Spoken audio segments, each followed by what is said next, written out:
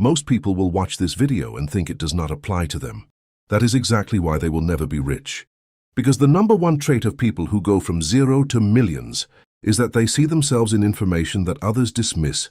So if you feel even slightly called out right now, stay with me because this is for you. Researchers have studied self-made millionaires for decades, and they keep finding the same pattern. It is not intelligence. It is not luck. It is not even work ethic in the way you think. It is something deeper, something happening at the level of identity before any action is ever taken. And most people never notice it because they are looking at the wrong thing. They are watching what rich people do instead of watching what they believe before they do anything. Here is the first thing almost no one talks about. People who go from nothing to wealth do not start by chasing money. They start by becoming allergic to a specific kind of pain. The pain of feeling powerless. Regular people feel that pain and they adjust to it. They normalize it. They say things like that is just how life is, or I am not that kind of person. But the ones who eventually break out, they feel that same pain, and it does something different to them. It creates a refusal, a quiet but total refusal to accept that reality as permanent. That refusal is not loud. It does not look like ambition from the outside. It looks like stubbornness. It looks like being unrealistic.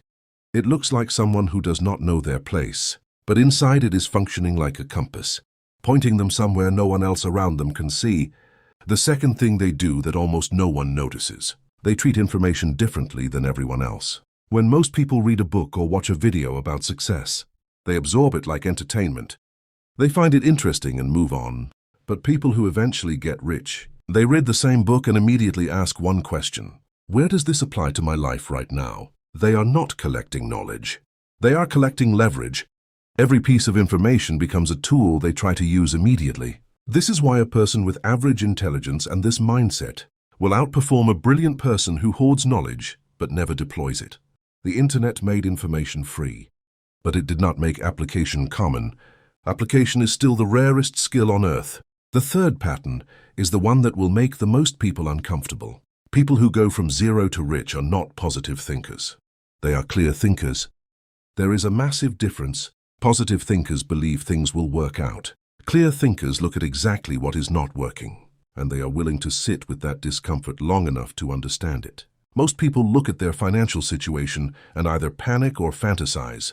They either catastrophize and shut down, or they daydream about winning something. Neither of those responses produces strategy. But the person who becomes wealthy, they look at the reality directly. They say, here is the gap. Here is what I have. Here is what I need. And here is the next smallest step I can actually take. That is not motivational content. That is engineering. And most people are not taught to think this way because it requires tolerating uncertainty. And we are conditioned from childhood to resolve uncertainty quickly, either with optimism or with fear, neither of which helps you build anything real. Now here is something the psychology research shows clearly, and I want you to really hear this. People who build wealth from nothing almost universally had a moment. Not a series of moments. One specific moment where they stopped identifying as someone things happen to and started identifying as someone who makes things happen. That shift sounds simple, but it rewires everything. Your decisions change. Your conversations change. The opportunities you notice change. The risks you are willing to take change. Most people are waiting for their circumstances to change first. But the people who get rich understand at some point, even if they cannot articulate it, that the identity has to shift before the circumstances ever will. And this is not taught in school.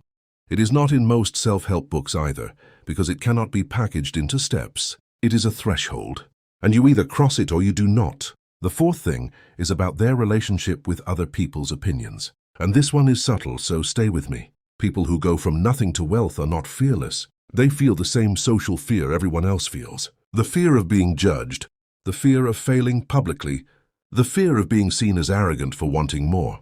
But they have developed what psychologists call a longer feedback loop. Most people make decisions based on how they will be perceived today, this week, in this conversation.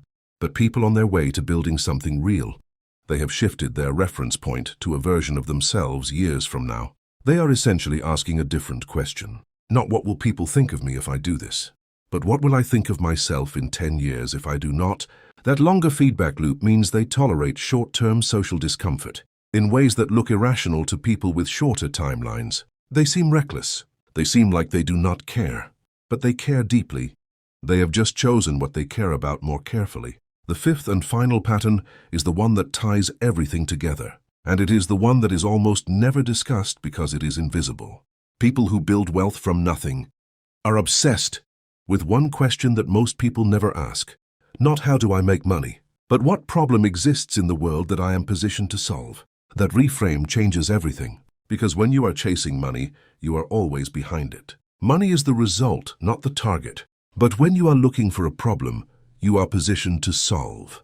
That reframe changes everything, because when you are chasing money, you are always behind it. Money is the result, not the target.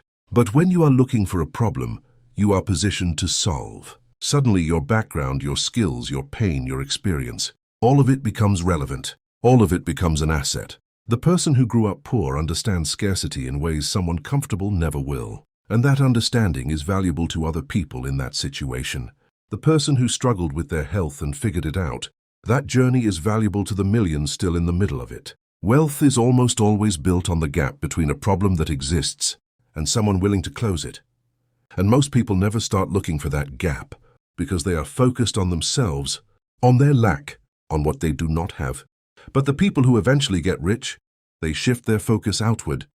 They become obsessed with other people's problems, and that obsession quietly becomes their wealth. Here is what I want to leave you with. Nothing in this video is magic. None of this requires a specific background, a specific level of education, a specific country or circumstance. All of it requires one thing: the willingness to see yourself as someone who is capable of a different outcome. Not because the world is fair. It is not because it will be easy. It will not be, but because the alternative is accepting a story about yourself that was written by people who also accepted a story written for them. The chain breaks when someone decides their identity is not determined by their starting point. And that decision, that single internal decision, is where every story of going from nothing to something actually begins. If this landed for you, share it with one person who needs to hear it. And if you want more content that goes this deep into the psychology of building a real life, you know what to do.